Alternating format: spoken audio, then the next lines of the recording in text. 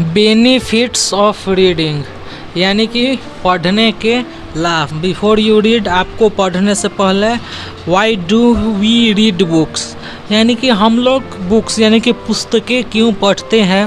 Do only students read, क्या केवल विद्यार्थी ही पढ़ते हैं। Have you seen old people reading, क्या आपने बूढ़े लोगों को पढ़ते हुए देखा है। What do you think they read for, आप क्या सोचते हैं वे किस लिए पढ़ते हैं। Read this chapter to know more about the benefits of reading, यानी कि इस पाठ को पढ़िए और पढ़ने के क्या फ़ायदे होते हैं उसके विषय में आप जानिए। Reading is necessary for development of the creativity of people, यानी कि पढ़ना आवश्यक होता है लोगों की रचनात्मकता को डेवलप यानी कि विकसित करने के लिए पढ़ना आवश्यक होता है। People having different taste choose different material to read, यानी कि लोग अपनी अपनी टेस्ट यानी कि अपनी अपनी पसंद के अनुसार विभिन्न तरीके के वस्तुओं को पढ़ना चूज यानी कि पसंद करते हैं। और a scholar read to increase his knowledge, यानी कि जो विद्वान होते हैं वे अपने ज्ञान को बढ़ाने के लिए पढ़ते हैं। Knowledge reading novels and magazine is a favourite pass time of many people, यानी कि बहुत से लोगों का पसंदीदा शगल उपन्यास और पत्रिकाओं को पढ़ना है। A teenager usually love to read stories of adventure and romance, यानी कि टीनेजर यानी कि नवयुवक आमतौर पर रोमांस और रोमांच की कहानियाँ पसंद करते हैं। ए mature mind reads book of several subject like philosophy religion etc, यानी कि गंभीर मैच्योर माइंड यानी कि गंभीर दिमाग वाला आदमी धार्मिक और दर्शन इत्यादि के किताब यानी कि दर्शन आदि के विषय वे पढ़ना पसंद करते हैं। A man can give flight to his imagination through poetry, यानी कि लोग अपनी कविताओं द्वारा अपनी इमेजिनेशन यानी कि अपनी कल्पनाओं को उड़ान देते हैं यानी कि दे सकते हैं। कैन यानी सकना। Reading is one of the beneficial activities of man, यानी कि पढ़ना एक लाभकारी गतिविधि है। मैन यानी कि आदमियों के लिए पढ़ना एक लाभकारी गतिविधि है। A person can fight loneliness by reading books, यानी कि व्यक्ति अपना अकेलापन किताब को पढ़कर दूर कर सकता है। Reading never leads to agreement, यानी कि पढ़ना बहस की अगुवाई कभी नहीं करता। Reading is not only informative but also entertaining, यानी कि पढ़ने से न केवल हमारी इन्फॉर्मेशन बढ़ती है बल्कि ये हमारा मनोरंजन भी करता है। Reading the best way to keep away tension and tiredness is to read light entertaining material, यानी कि हमें अपने थकान और तनाव को दूर करने के लिए हल्का और मनोरंजक सामग्रियों को क्या करना चाहिए, पढ़ना चाहिए। हल्का और मनोरंजक सामग्रियों को हम लोग पढ़ेंगे तो हमारी टेंशन और थकान दूर हो जाएगी। Reading develop a child's vocabulary and understanding, यानी कि पढ़ने से बच्चों की शब्दावली और समझ डेवलप्स यानी विकसित करती है। The more a children read, यानी कि जितना ज़्यादा बच्चे पढ़ेंगे the better he is able to express his view through writing, यानी कि जितना ज़्यादा बच्चे पढ़ेंगे वो उतना ही ज़्यादा अपने विचारों को लिखकर एक्सप्रेस यानी कि व्यक्त करेंगे। New ideas collected by reading books can be used by him, यानी कि अपने नए आइडिया को वो किताब पढ़कर वो कलेक्ट यानी जमा करता है और उसका वह इस्तेमाल करता है।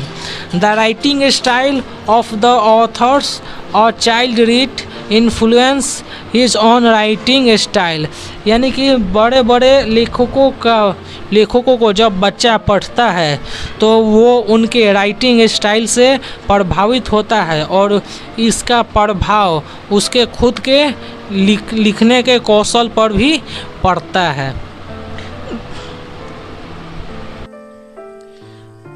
10.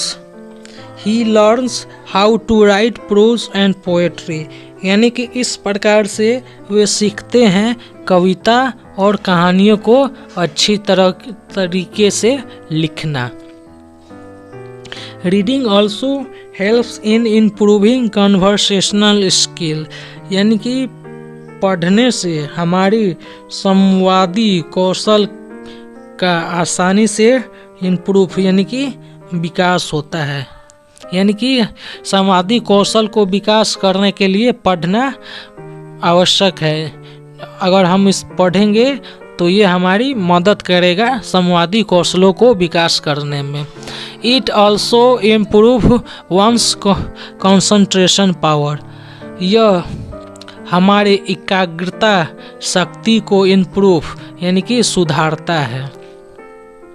When you read a story, when you read a story, all your attention is focused on it. जब आप कोई कहानी को पढ़ते हैं तो आपका सारा ध्यान इस कहानी पर केंद्रित होता है। You do not pay attention on the rest of the world, यानी कि जिससे बाकी दुनिया पर आप ध्यान नहीं लगाते। यानी कि अगर आप कोई कहानी पढ़ते हैं तो सारा ध्यान उस पर चल जाता है और आप आसपास अपना ध्यान नहीं लगाते। It is good to read some things for a short period of time before doing something that require great attention, यह यानी कि पढ़ना यानी कि थोड़ी देर के लिए पढ़ना गुड अच्छा है। किसी भी काम को करने से पहले थोड़ी देर के लिए पढ़ना आवश्यक है, क्योंकि यह आवश्यक है हमारे अटेंशन यानी कि हमारे एकाग्रता के लिए। यानी कि अगर किसी भी बड़े काम करने से पहले हमें एकाग्रता चाहिए तो हमें थोड़ी देर के लिए अच्छी तरीके से पढ़ना चाहिए। Reading also acts as a smoothing balm to calm a stressful mind, यानी कि तनावपूर्ण दिमाग के लिए पढ़ना एक लाभप्रद बाम है।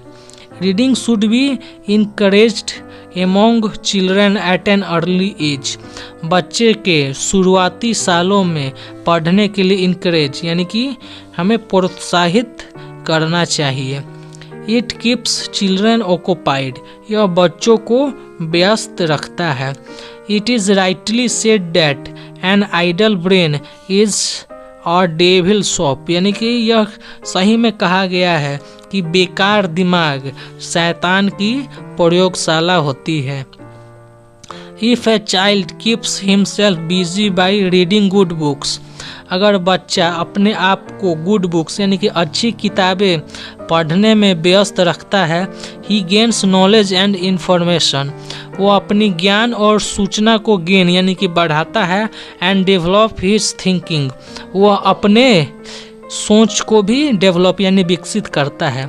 He can easily see the difference between right and wrong, good and bad, virtue and vice, यानी वो आसानी से अंतर करना सीख जाता है सही और गलत में, अच्छा और बुरा में, गुण और दोष में।